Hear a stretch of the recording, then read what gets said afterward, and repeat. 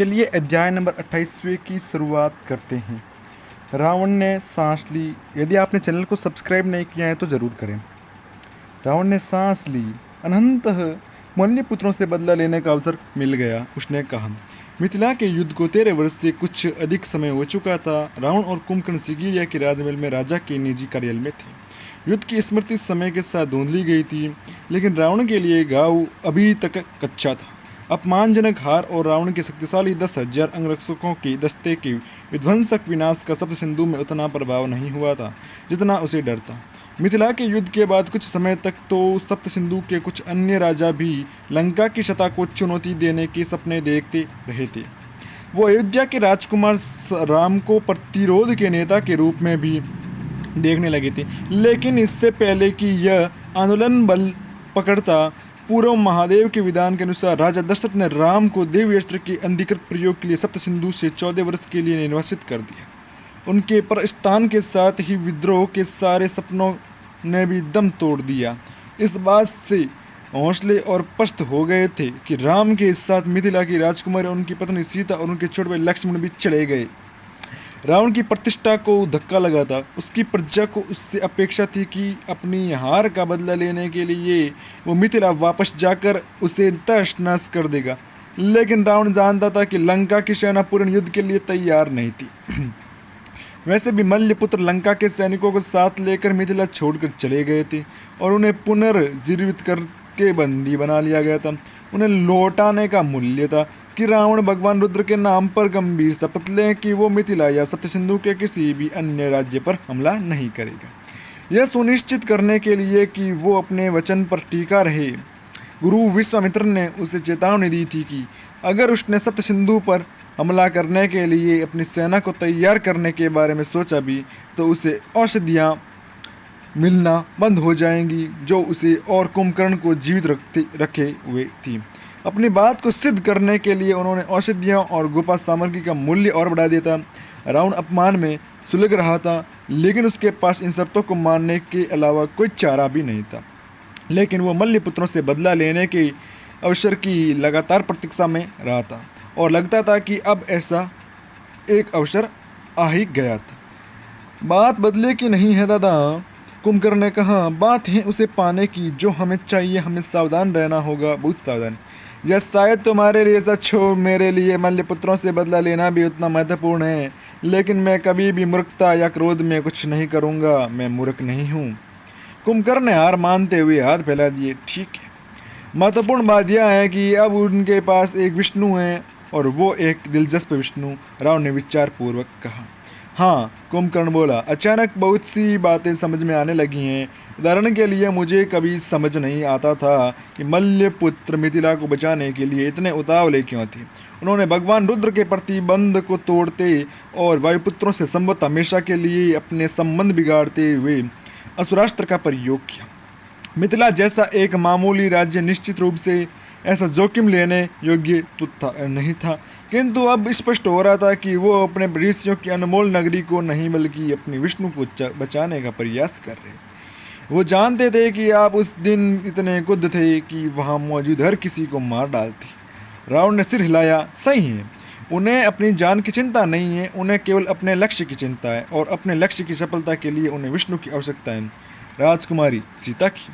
कृष्ण ने सोचा था कि वो विष्णु के लिए उस छोटे से शक्तिहीन मिथिला से किसी को चुनेंगे। रावण ने अपने दाएं कंधे को मोड़ते हुए कहा। वो अब लगभग 60 वर्ष का हो रहा था और दर्द तकलीफें उसके जीवन का सतत भाग बन गई थी। साथ ही उसे जीवित रखने वाली औषधियाँ भी उसकी शक्ति को प्रभावित कर रही थी। सिगिरिया को तबाह करने वाली रहस्यमय महामारी ने इस स्थिति को और भी बढ़ाया था। अकेली वही उम्मीदवार नहीं है, कुंभकर्ण ने कहा। रावण ने हैरानी से अपने छोटे भाई को देखा। वायुपुत्र और गुरु वशिष्ठ का मानना है कि राम को अगला विष्णु होना चाहिए था, कुंभकर्ण ने कहा। वशिष्ठ अयोध्या के राज परिवार के राजकुमार और मुख्य परामर्शदाता थे। अगर सप्त सिंधु के राज परिवार में उनकी पदवी इस बात का एकमात्र कारण नहीं था कि देश भर में उन्हें इतना सम्मान दिया जाता था। वो महेश्वरी भी थे जिनका ज्ञान अप्रतिम था। उनके एकमात्र समकक्ष संवत मल्लपुत्र प्रमुख मुख्य महर्षि विश्वामित्र ही थे। यही सर्वज्ञात था कि महर्षि वशिष्ठ पूर्व महादेव भगवान रुद्र द्वारा नियमित जनजाति वायुपुत्रों के भी बहुत निकट थी। राम, क्या सच? हाँ, यह तो अनुपयुक्त है, रावण ने कहा। वायुपुत्र और गुरु वशिष्ठ करना क्या चाह रहे हैं? राम और सीता के बीच वैवाहिक मतभेद पैदा करना। कुंभकर्ण हंसने लगा। जो भी हो, विष्णु के विषय में वायुपुत्र या गुरु वशिष्ठ जो भी सोच रहे हो, उसका अंतिम चुनाव पर कोई प्रभाव नहीं होगा। विष्णु का चुनाव केवल मल्लपुत्र करते हैं और गुरु विश्वामित्र अपना चुनाव कर चुके हैं। सीता अगली विष्णु होगी। रावण अपने आसन पर टिक कर बैठा और उसने एक गहरी सांस ली। गुरु वशिष्ठ और गुरु विश्वामित्र के बीच इस कलह का क्या कारण है? वो तो किसी समय मित्र थे ना? पता नहीं दादा, यह किसी और पुस्तक का कथानक है, इसका हमसे कोई सरोकार नहीं है। मगर तुम तो अधिकांश बातों के बारे में बहुत कुछ जानते हो, रावण ने कहा। तो मैं इस विष्णु के चक्कर के बारे में इतना सब कैसे पता लगा? बेहतर होगा कि आप ये न जानें। क्यों? बस मुझ पर भरोसा रखें दादा। रावण ने कुंभकर्ण को तका। मुझे ऐसा क्यों लग रहा है जैसे हम किसी बड़ी विषाद के छोटे से मोहरे भर हैं। हर मनुष्य एक मोहरा ही है दादा, मगर चौपड़ में जो मोहरे दूसरे पक्ष में सेंध लगा लेता है वो अचानक ही बहुत शक्तिशाली हो जाता है। रावण ने अपनी आंखें उठाई और मुस्कुराया। चौपड़ और वास्तविक जीवन में अंतर होता है छोटे भाई, निस्संदेह, मगर चौपड़ वास्तविक जीवन का प्रतिनिधित्व करता है। आप चौपड़ कैसे खेलते हैं या इस बारे में भी बहुत कुछ बता देता है कि आप जीवन कैसे बिताएंगे। बुद्धिमत्तापूर्ण बात, रावण ने कहा। जो भी हो, मुझे तुम पर पूरा भरोसा है कुंभ। जब भी मैंने तुम पर भरोसा नहीं किया, मुझे हानि ही हुई है। कुंभकर्ण हंसा और उसने उबासी रोकी। फिर से नींद आ रही है? रावण ने पूछा। उसके चेहरे पर अपराबोध था। असुरास्त्र ने कुंभकर्ण पर बहुत दुष्प्रभाव छोड़े थे। नागा उत्पन्न होने के कारण बचपन से ही वो पीड़ा और असुविधा भोगता आ रहा था। उसके उपांग जोड़ों पर बहुत पीड़ादायी थे और बचपन में उनसे बहुत अधिक रक्तस्राव होता था। मल्लपुत्रों की औषधियों ने उसकी पीड़ा और रक्तस्राव को रोकने में सहायता की थी, मगर असुरास्त्र के हरे प्रकाश की सीमा में आने से उसकी हालत में बहुत गिरावट आई थी। इसके अलावा 51 वर्ष की आयु में वो इतना सशक्त भी नहीं रहा था जितना पहले हुआ करता था। फिर से शुरू हुआ रक्तस्राव और दर्द अब लगभग असहनीय हो गए थे। मल्लपुत्रों के वेद सिगिरिया आए थे और उन्होंने कुछ नई औषधियाँ तैयार की थी जिनसे पीड़ा और रक्तस्राव को रोकने में किसी सीमा तक मदद मिली, मगर उनके प्रभाव से कुंभकर्ण अत्यधिक सुस्त हो गया था।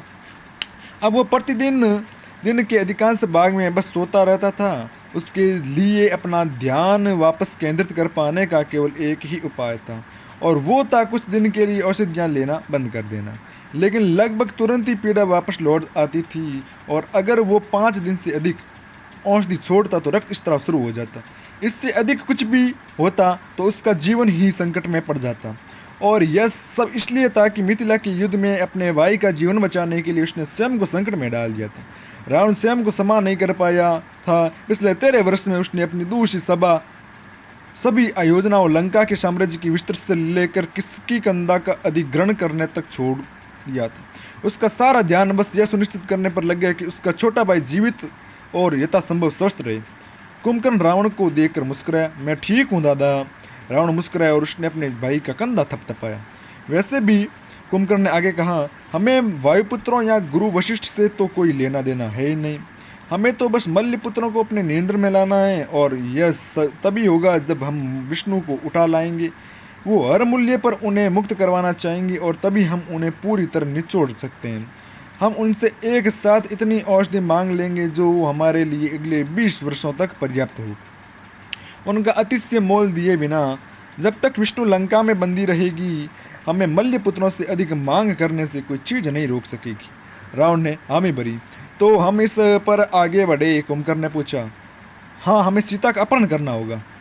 याद रखें दादा, यह बदला लेने के लिए नहीं है। हम केवल वही मांगेंगे जो हम चाहते हैं। हमें बस मल्लपुत्रों पर अपनी पकड़ चाहिए, हम विष्णु को मारेंगे नहीं। रावण ने हामी भरी। वो हमारी बंदी रहेगी। हाँ, राजनीतिक बंदी। उन्हें लंका के महल में रखा जाएगा, काल कोठरी में नहीं। मैं समझ गया कुंभ, तुम्हें बार बार कहने की आवश्यकता नहीं है। कुंभकर्ण मुस्कुराया और समायाचना में उसने अपने हाथ जोड़ दिए। दादा, मुझे नहीं लगता यह अच्छा विचार है, कुंभकर्ण ने धीरे से कहा। रावण कुंभकर्ण के साथ सिगिरिया के राजमहल के अपने निजी कक्ष में था। रावण का पुत्र 27 वर्ष इंद्रजीत भी अब वहाँ मौजूद था। इंद्रजीत का डील डोल भी अपने पिता की तरह भयभीत करने वाला था। वो लंबा और आश्चर्यजनक रूप से बलिष्ठ था और उसकी गहरी आवाज़ और आदेशात्मक थी। उसने अपनी माँ की कपोलास्तियाँ और घने भूरे बाल पाए थे, जिन्हें वो सिंगों के केसों के समान दोनों और मांग निकालकर और सिर के बीच में एक लंबी गांठ लगाकर संवारता था। तेल लगी लंबी मूछें उसे चिकनी रंगत वाले चेहरे पर बहुत अंचित थी। उसके वस्त्र साधारण से थे, भूरे रंग की धोती और मोतिया रंग का अंगवस्त्र। कानों के बदों के अलावा वो कोई आभूषण नहीं पहनता था, जो कि भारत के अधिकांश योद्धा पहनना पसंद करते थे। लंका को तबाह करने वाली महामारी ने इंद्रजीत पर कोई प्रभाव नहीं डाला था, जिस पर रावण को गर्व था। लंका राज को अपने पुत्र से बेहद प्रेम था। उसने स्वयं उसका नाम चुना था इंद्रजीत, जो देवराज इंद्र को भी जीत ले। बहुत प्राचीन काल में इंद्र देवों के पौराणिक राजा थे, मगर समय के साथ यह नाम उन लोगों की पदवी बन गया था जिन्हें देवताओं का राजा माना जाता था। अपने पुत्र से रावण की अतिशय आशाएं किसी से छिपी नहीं थी। मैं कुंभकर्ण चाचा से सहमत हूँ, इंद्रजीत ने धीमे स्वर में कहा, ताकि उसकी आवाज़ दूर तक न जाए। यह महत्वपूर्ण अभियान है। मेरा मानना है इसे हमें ही पूर्ण करना चाहिए। हमें इसे चाचा और बुआ पर नहीं छोड़ सकते, जो घमंड और अक्षमता का भयंकर मेल है। रावण ने उस पुरुष और स्त्री को देखा जो उससे सम्मानजनक दूरी पर खड़े हुए थे। विभीषण और सुपर्णखा, उसके सौतेले भाई बहन और इंद्रजीत के चाचा और बुआ। सीता का अपहरण करने के कार्य के लिए दोनों ने जानने की इच्छा जताई थी।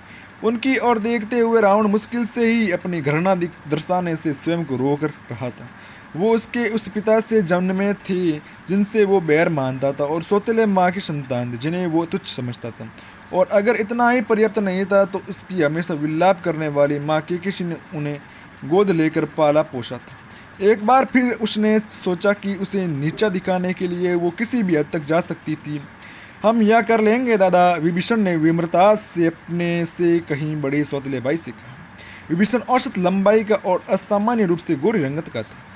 उसकी शरकंडे जैसी पतली काया किसी दावकी सी थी, मगर उसने अपनी पतली बाहें चौड़ा रखी थी, मानो अपने प्रभावशाली डोरों को सहेज रहा हो। उसके लंबे गहरे काले बाल सिर के पीछे एक गांठ में बंधे थे। उसकी भरी पूरी दाढ़ी को सफाई से कतर कर गहरा भूरा रंगा गया था। वो ढेरों आभूषणों के साथ महंगी बैंगनी धोती और गुलाबी अंग वस्त्र पहने हुए था। वो एकदम छैला लग रहा था और रावण के अनुसार झूठी विम्रता और दीनता से भरा था। मैं तुम्हारा दादा नहीं हूँ, रावण ने दृढ़ता से कहा, मैं तुम्हारा राजा हूँ। निस्संदेह, विभीषण ने तुरंत अपने को सुधारते हुए कहा और सम्मानपूर्वक समायाचना में कान पकड़ ली। रावण ने आंखें तरेरी। हमारी योजना कारगर रहेगी स्वामी, विभीषण ने कहा। रावण के गुप्तचरों ने सूचना दी कि सीता, राम और लक्ष्मण ने अपनी सुरक्षा के लिए 16 मल्ल पुत्रों के साथ गोदावरी नदी के किनारे पंचवटी नामक एक शांत स्थल पर शिविर लगाया हुआ है। रावण इस बात को लेकर शंकालु था कि विष्णु जैसे महत्वपूर्ण व्यक्ति की सुरक्षा के लिए केवल 16 मल्ल पुत्रों को नियुक्त किया गया था, और मगर उसे बताया गया था कि सीता इस बात को लेकर मल्ल पुत्रों से अभी भी रुष्ट थी कि उन्होंने राम को अश्वस्त्र चलाने के लिए विवश किया था। उन्होंने सहायता लेने से इनकार कर दिया था। उनके साथ जो सैनिक थे वो जटायु के नेतृत्व में थे, जिसे वो अपना भाई मानती थी, जो कि प्रतीति रूप से एकमात्र कारण था कि वो उनकी मौजूदगी के लिए मान गई थी। विभीषण ने प्रस्ताव रखा था कि सुपर्णखा के सौंदर्य से राम और लक्ष्मण को लुभाएंगे। अनुमानित है उससे भेंट होने पर दोनों पुरुष अपनी चौकसी में शिथिल हो जाएंगे। फिर सुपर्णखा किसी बहाने से सीता को राम और लक्ष्मण से दूर ले जाएगी और उनका अपहरण कर लेगी। अयोध्या के राजकुमारों से कहा जाएगा कि सीता ने ईर्ष्यावश सुपर्णखा पर आक्रमण किया और उसके बाद हुई लड़ाई में दुर्घटनावश नदी में डूब गई। चूंकि गोदावरी में प्राय तेज लहरें आ जाती थी तो संभवतः उनका शव कभी प्राप्त न हो। इसी तरह विभीषण का तर्क था कि वो लंका पर कोई आरोप आए बिना सीता का अपहरण कर लेंगे। अपने सैनिकों को भेजकर उन्हें उठवा ही क्यों न लें, कुंभकर्ण ने पूछा। और अगर इस चक्कर में राम घायल या आहत हो गए तो विभीषण ने प्रश्न से ही उत्तर दिया। विभीषण ने जो अनकहा छोड़ दिया था वो सबको स्पष्ट था। राम तकनीकी रूप से अयोध्या के राजा थे और अयोध्या के राजा को सप्त सिंधु का सम्राट समझा जाता था। अगर वो लंकावासियों के हाथों मारे जाते तो लंका के विरुद्ध युद्ध घोषित करने के लिए सप्त सिंधु के सारे राज्यों पर संधि की शर्तें लागू हो जाती और लंका इस समय युद्ध लड़ने की स्थिति में नहीं था। उसकी सेना युद्ध लड़ने के लिए बहुत शक्तिहीन थी। कुंभकर्ण अभी भी आश्वस्त नहीं था। मुझे विश्वास है कि हम अपनी बहन को चारा बनाए बिना राम और सीता को अलग करने का कोई बेहतर तरीका निकाल लेंगे। हम उन अस्त्रों से लड़ते हैं जिनसे हमें नवाजा गया है दादा, विभीषण ने कहा, और सुपर्णखा ने असाधारण सौंदर्य पाया है। प्रशंसा से प्रसन्न सुपर्णखा गर्व से मुस्कुराई। रूप रंग में वो भीषण के समान ही थी, मगर अपने मरियल भाई के विपरीत उसका रूप मनमोहक था। उसने अपने भारतीय पिता से अधिक अपनी यूनानी माँ के वंशाणु पाए थे। उसकी त्वचा मोतियाँ श्वेत थी और आंखें तो मनमोहिनी थी। उसकी नाक तीखी हल्की सी ऊपर को मुड़ी हुई थी और कपोला स्त्रियाँ उठी हुई थी। उसके बाद सुनहरे थे, भारत के लिए बहुत ही असामान्य सा रंग, और उसकी एक लट हमेशा अपने स्थान पर रहती थी। उसकी कमनीय काया की हर बात लुभावनी थी। वो बढ़िया महंगी रंगी गई बैंगनी धोती पहने थी जो बहुत नीचे बंधी हुई थी, जिससे उसकी पतली घुमावतार कमर दिख रही थी। उसकी रेशमी अंगिया नाममात्र के वस्त्र की थी, जिससे उसकी वक्षे रेखा भली भांति उजागर हो रही थी। एक कंधे से जानबूझकर लटकता छोड़ा गया उसका अंग वस्त्र अंगों को छिपा कम और दिखा अधिक रहा था। प्रचुरता की तस्वीर को पूरा कर रहे थे ढेरों आभूषण। लगता था सुपर्णखा को इस योजना को अंजाम देने की अपनी क्षमता पर पूरा विश्वास है, मगर कुंभकर्ण को अभी भी संदेह था। वो इंद्रजीत की राय जानने के लिए उसकी ओर मुड़ा। आत्मविश्वासी नौजवान ने तुरंत कहा, विभीषण चाचा, कृपया यह न सोचे कि मैं अशिष्ट हो रहा हूँ, मगर मैंने सच में अपने जीवन में कभी इससे अधिक वाहियात योजना नहीं सुनी है। मुझे समझ नहीं आ रहा यह कैसे कैसे कारगर होगी। विभीषण क्रोध से तना, मगर अतिमान्य कोशिश करके उसने अपनी जिह्वा पर नियंत्रण रखा। अपने बड़े भाई द्वारा अपमान किया जाना ऐसी बात थी जिसके साथ जीना उसने सीखा लिया था, मगर इस पिल्ले से ऐसी बातें सुनना ये अशाय थी। तुम्हें लगता है कोई भी पुरुष जिसने सीने में धड़कने वाला दिल है वो इससे बेशर रहने की सोच भी सकता है? सुपर्णखा ने अपनी ओर संकेत करते हुए पूछा। भगवान के लिए सुपर्णखा, तुम मेरी बहन हो, मेरी उपस्थिति में तुम ऐसी बातें कह भी कैसे सकती हो? कुंभकर्ण स्तंभित था। आप तो ब्रह्मचारी हो गए हैं दादा, सुपर्णखा ने लगभग चिढ़ाते हुए कुंभकर्ण से कहा। आप नहीं समझेंगे। कुंभकर्ण रावण की ओर मुड़ा। दादा, मैं इसका समर्थन नहीं करता। मेरा कहना है कि हमें अपनी योजना पर ही चलना चाहिए, यानी कि मूल योजना पर चलना चाहिए। दादा, सुपर्णखा ने रावण से कहा। उसमें ऐसी कोई झिझक नहीं थी जो विभीषण पर मढ़ दी गई थी। मैं इसे कर लूँगी। आपको अपने हाथ गंदे करने की आवश्यकता नहीं है। हमें अपना विश्वास जीतने का अवसर दें। रावण ने इस पर विचार किया। कुंभकर्ण थका और उनिंदा सा दिखने लगा था। उसे जल्दी ही उसकी औषधियाँ देनी होगी।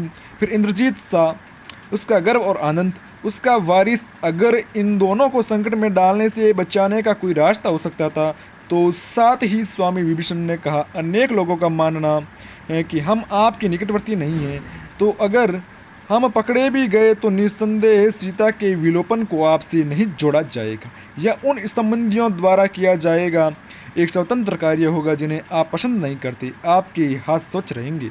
रावण ने आंखें सिकोड़ी। इस बात में तो दम है दादा, सुपर्णखा अड़ी हुई थी। आपकी कोई हानि नहीं होगी अगर हम असफल रहे तो। आप उन अपने सैनिकों को लेकर पंचवटी जा सकती हो। हमें अवसर देने में हानि क्या है? हाँ, क्या हानि है? ठीक है, रावण ने कहा। इसी के साथ अध्याय समाप्त होता है। चैनल को सब्सक्राइब नहीं किया तो कर लीजिएगा और बेल आइकन बटन पर क्लिक जरूर कीजिएगा।